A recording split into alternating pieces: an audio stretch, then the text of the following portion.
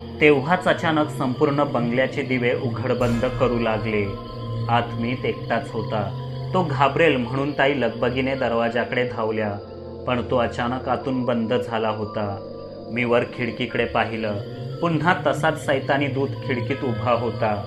पाहता पाहता तो नाहीसा झाला आणि एकाएकी खिडकीतून धूरच बाहेर येऊ लागला आणि त्या मागोमाग ज्वाला. ताईंच्या बेडरूमला अचानक आग लागली होती. मी तिथेच झोपला होता. सैतानाने नवी खेळी सुरू केली होती. दार बंद होतं. मीतला वाचवायचं कसं? ताई खालूनच साथ देऊ लागल्या. मी अंगणातील एक वीट उचलली आणि जोराने खिडकीच्या काचेवर फेकली. काच फुटली. त्यातून कसाबसा आत शिरत मी वरच्या माळ्यावर धावलो. ताईंच्या बेडरूमचं दार आतून बंद होतं आणि फटीतून धूर बाहेर पडत होता.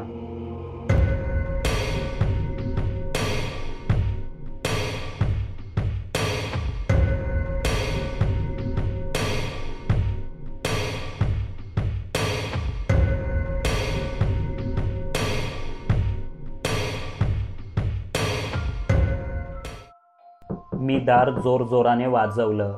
मीतला आवाज दिला. आतून काहीच प्रतिसाद मिळाला नाही.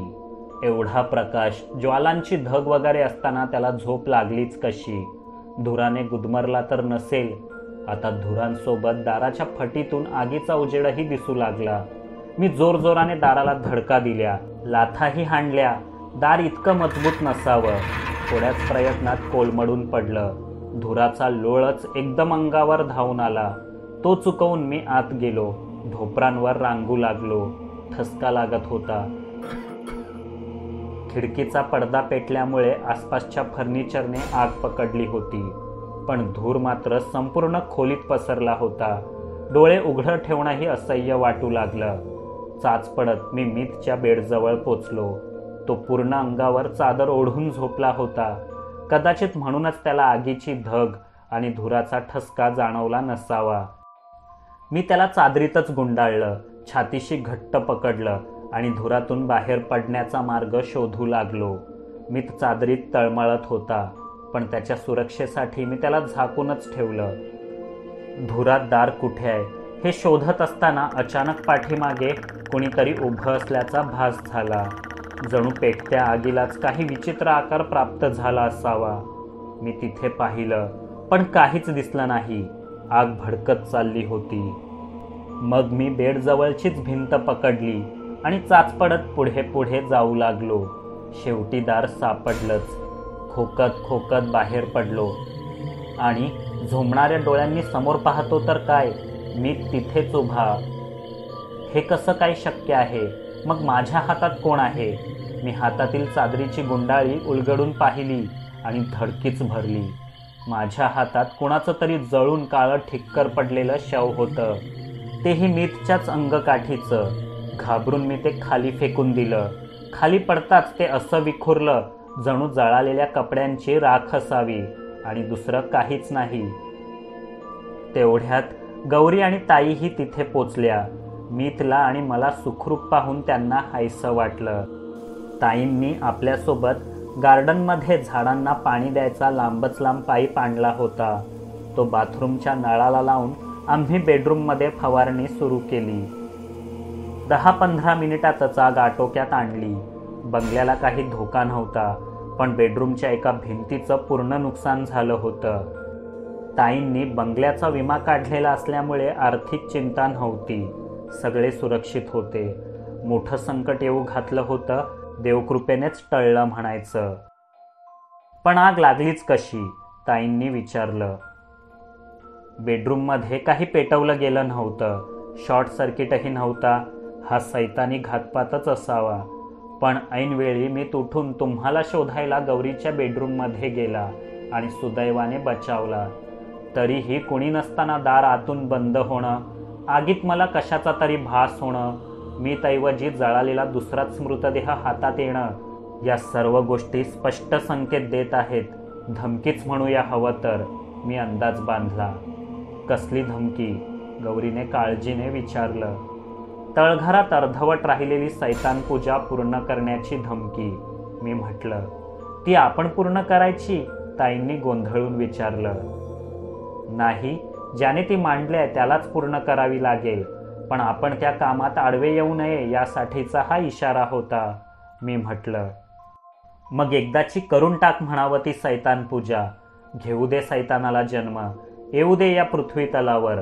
तसंही जग अधर्माकडेच चाललंय. जे व्हायचं ते होईल, निदान माझ्या पोराच्या मागे तरी ही संकट नकोत, ताई उद्वेगाने मीतला जवळ घेत म्हणाल्या. एका आईचं काळीज टाहो फोडत होतं. मी तुमच्या भावना समजू शकतो ताई, पण सैतान पूजा इतकी सोपी असती तर ती अर्धवट ठेवलीच का गेली असती. त्यासाठी नरबळी द्यावा लागतो, सैतानाला प्रसन्न करावं लागतं. ही क्रिया संपन्न झाली की सैतानाचा पृथ्वीवर येण्याचा मार्ग तर सोपा होतोच, पण ती पूजा मांडणाऱ्यालाही भयंकर मायावी शक्ती अवगत होतात. त्या शक्तींच्या जोरावर तो काहीही करू शकतो.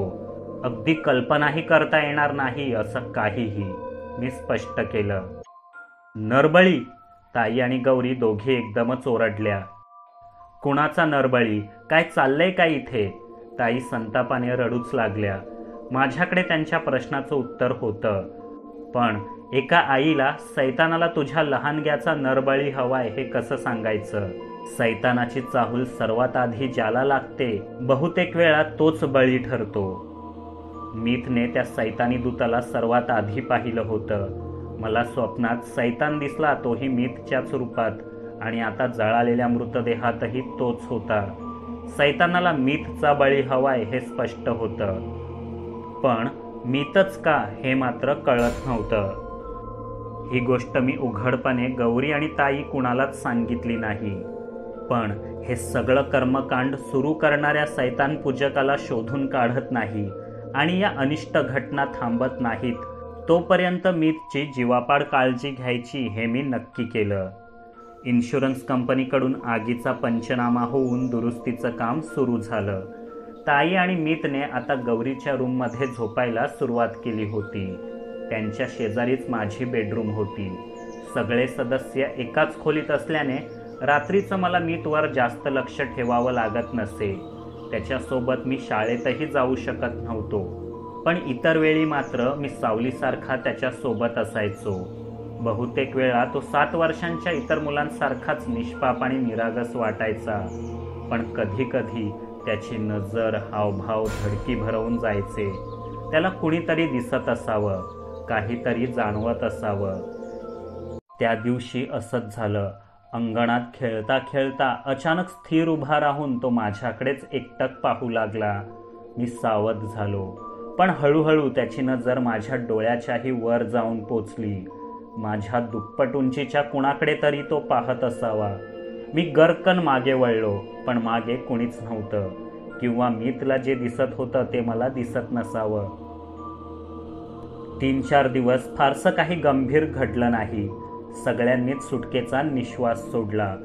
रविवारी ताई मीत सोबत घरी असल्याने मी आणि गौरीने बाहेर फिरायला जायचं ठरवलं. अर्थात सचिन, विजय आणि राजेशही सोबत होतेच. आम्ही मावळतीच्या प्रकाशात किनाऱ्यावर जाऊन बसलो.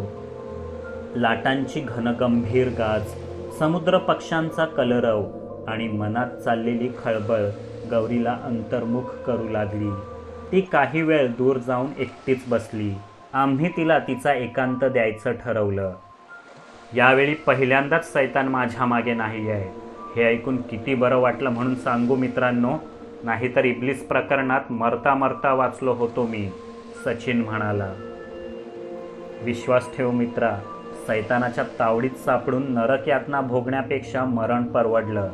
तू त्या यातनांची कल्पनाही करू शकणार नाहीस. मी इब्लिस प्रकरणात पडलेलं नरकाचं दुःस्वप्न आठवून म्हणालो. त्या अरुणिमा शहापूरकरचा काही थांगपत्ता लागत नाहीये. मला वाटतं आपल्याला आशुतोषलाच विचारावं लागेल. त्याने बंगला भाड्याने देण्यापूर्वी आधार कार्ड, पॅन कार्ड काहीतरी घेतलंच असेल ना तिच्याकडून, विजयने म्हटलं. ठीक आहे, ही जबाबदारी माझ्यावर. त्याचा नंबरही आहे माझ्याकडे. आणि देसाई वकिलांचं काय, त्यांच्यावर कोणी पाळत ठेवली होती, मी विचारलं. मी 3-4 दिवस होतो लक्ष ठेवून त्यांच्या बंगल्यावर. त्यांचं ऑफिससुद्धा घरीच आहे. लेकीला एकटं घरी सोडून जायला लागू नये म्हणून बहुतेक कामे घरातूनच हँडल करतात ते. फक्त केसच्या दिवशी कोर्टात जातात. त्यावेळी मोलकरी नसते घरी. माणूस सच्चा आणि प्रामाणिक वाटतो. संशयास्पद काही आढळलं नाही. ताई येतात रोज संध्याकाळी भेटायला. त्यांनी खरंच लग्न करावं आणि एकमेकांच्या आयुष्यातील उणीव भरून काढावी असं माझं मत आहे, राजेशने सांगितलं. आणि ताईंबद्दल काही कळलं का, मी विचारलं. काय, तुझा ताईंवरही संशय आहे? बापरे, अगदी विचित्र आहेस तू, सचिन डोळे मोठे करत म्हणाला. हो, त्या बंगल्याशी संबंधित प्रत्येकावरच मला संशय आहे. मी थोडा मोठा असता तर त्याच्यावरही संशय घेतला असता मी. लक्षात ठेव, जोपर्यंत गुन्हेगार सापडत नाही तोपर्यंत सगळेच संशयित असतात, मी म्हटलं. ताईंची हिस्ट्रीही तपासली आम्ही. त्या कधीच कुठल्या कल्टच्या सभासद नव्हत्या. काळ्या विद्येकडे वगैरे त्यांचा ओढा नाही. या उपनगरात कुठलाही किरगिज संघ कार्यरत नाही, विजय म्हणाला. म्हणजे औरंगाबादला घडलं तसं काही असण्याची शक्यता धुसर दिसते. ठीक आहे, मग आपल्याला आता अरुणिमाच्याच पाठी लागायला हवं. मी आशुतोषकडून तिचे डिटेल्स मिळवण्याचा प्रयत्न करतो. पण सावध रहा, हे सैतानपूजक महाभयंकर असतात, मी सूचना दिल्या. तेवढ्यात गौरीही तिथे पोचली. आता ती थोडी फ्रेश वाटत होती. झपाटलेल्या बोगनविलाच्या सैतानी छायेतून बाहेर पडल्यामुळे तिलाही मोकळं वाटत असावं. मग आम्ही भेळ मागवली आणि वाळूत तसेच बसून राहिलो. सूर्यास्ताच्या किरणांचा खेळ पाहत असताना सचिनची एकाएकी तंद्री लागली. काय रे, कुणाची आठवण झाली, मॅगीची की अरुंधतीची? विजयने त्याला डिवचलं. नाव काढू नकोस त्यांचं. मॅगी तरी चांगली होती, पण अरुंधती नको रे बाबा, त्यापेक्षा मी एकटाच बरा. मैं और मेरी तन्हाई, अक्सर ये बातें करते है. पुढचं त्याला आठवेना म्हणून तो थांबला. तन्हाई से बातें करते है? अरे थांबव हे येडे चाळे, नाही तर लोक वेडा समजतील तुला. राजेशने फिरकी घ्यायला सुरुवात केली. समजू देत, लोकांचं काय, लोक प्रत्येक महान मनुष्याला आधी वेडाच समजत आलेत. सचिनने गौरीकडे पाहून जडजड डायलॉग मारायला सुरुवात केली. महान? कोण तू? असं काय महान काम केलंयस तू? विजयने गोंधळून विचारलं. मायावी बहुरूपी, उत्तनची क्रूर मारिया, औरंगाबादचा इब्लिस आणि मनालीचा सायको यांना कोणी पळवून लावलं?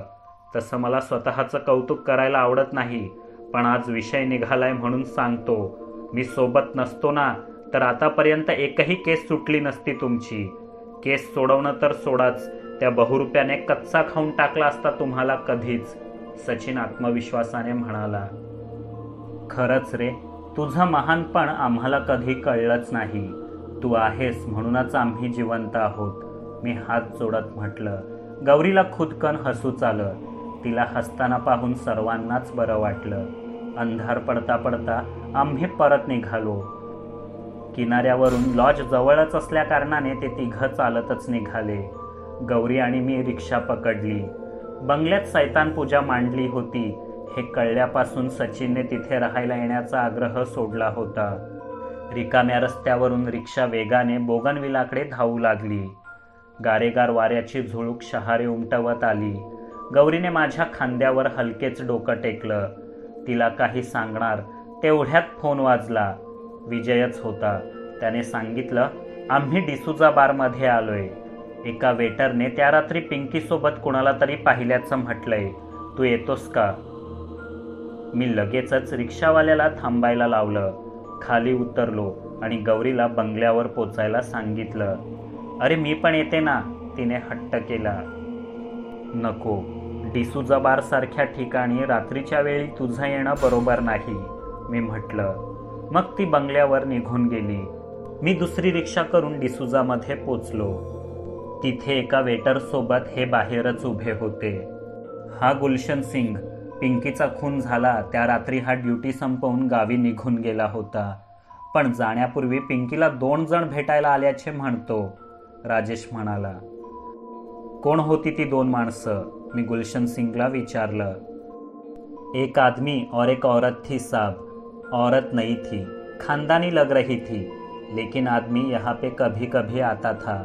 नाम नहीं जानता मैं, लेकिन पिंकी का कोई कस्टमर होगा साहब, गुलशन सिंगने पोपटासारखे सांगितले। विजयने त्याला गुलाबी नोट दिली असावी। क्या यही आदमी था?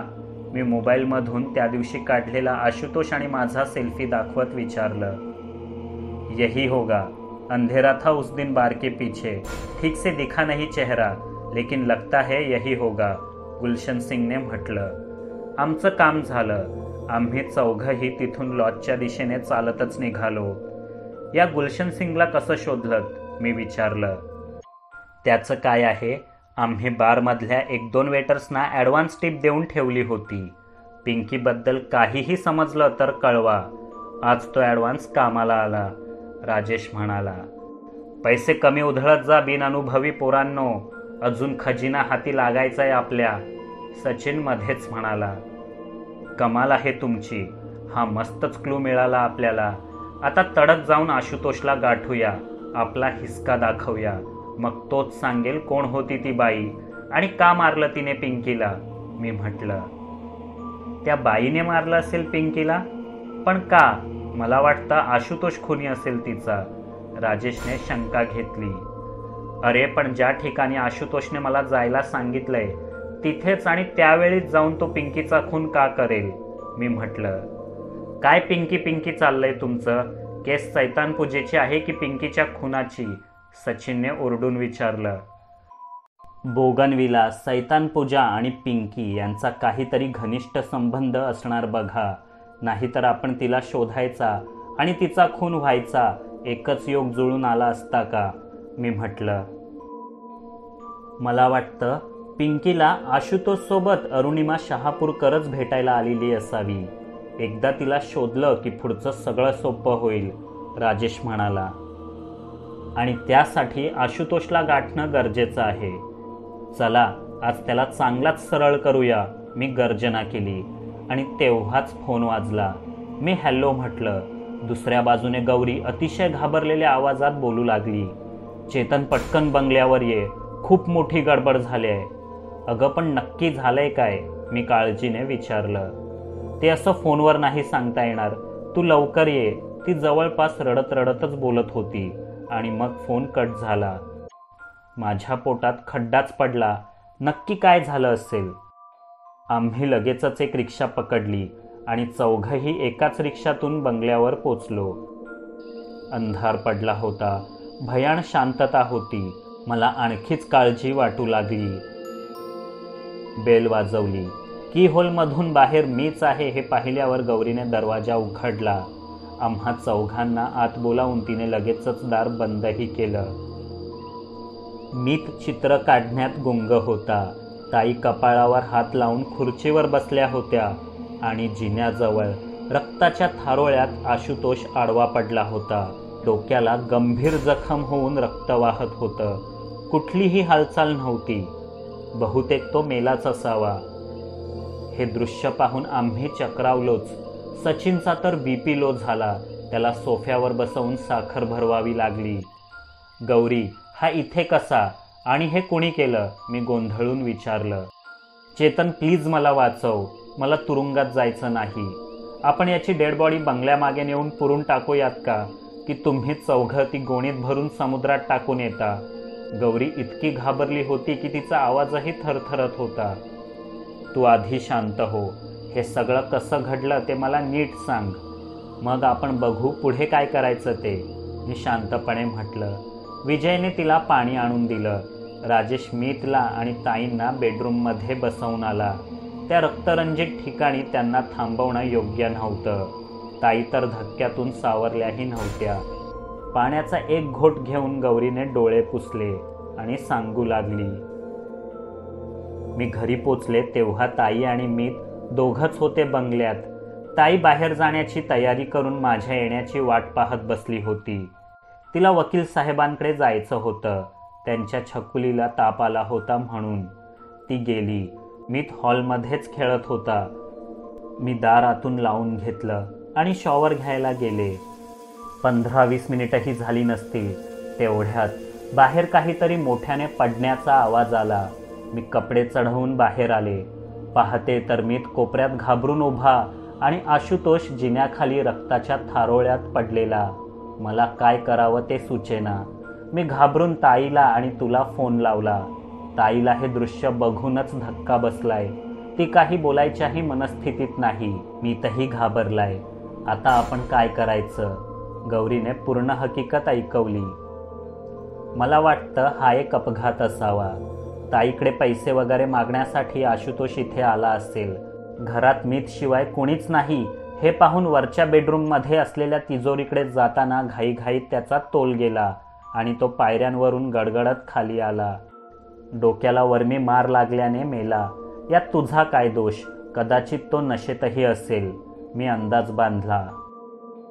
राजेश जाऊन मृतदेहाच्या तोंडाजवळ बसला आणि अंगठा दाखवून म्हणाला, कन्फर्म, फुल पिऊन आलाय.